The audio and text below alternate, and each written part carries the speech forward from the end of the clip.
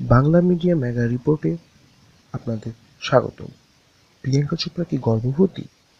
তিনি কি কোনোভাবে গর্ভবতী?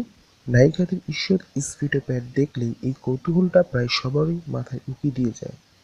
আসলে নায়িকাদের তো আমরা সবসময় যথাযথ শারীরিক সৌন্দর্য দেখতে অভ্যস্ত, তার উপরে প্রিয়াঙ্কার ছিপছিপে প্যাটই এতদিন ধরে দেখে এসেছি।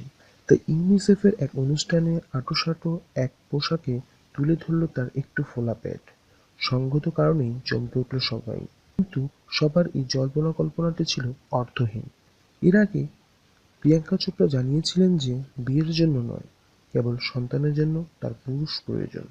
কিন্তু সব জল্পনা কল্পনার অবসান ঘটিয়ে সেটাকে কাজে পরিণত করে ফেলেননি তো? তাহলে ব্যাপারটি কি?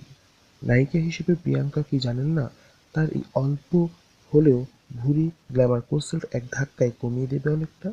তিনি তা জানেন, এবং জেনে বুঝেই ইউনিসেফের এক অনুষ্ঠানে রেড কার্পেটে করে তিনি এমন এক পোশাকে ঝড় তুলেছে। তার বক্তব্য একটাই, এই বয়সে এসে মহিলাদের শরীরে একটু মেদ জমেই থাকে, আর বেশিরভাগ সময় মেদ জমে। ধন্যবাদ, আমাদের সাথেই থাকুন এবং এই ধরনের আরও নিউজ পেতে আমাদের চ্যানেলটিকে সাবস্ক্রাইব করুন। আমাদের চ্যানেলটি হচ্ছে বাংলা মিডিয়া মেগা রিপোর্টার। ধন্যবাদ।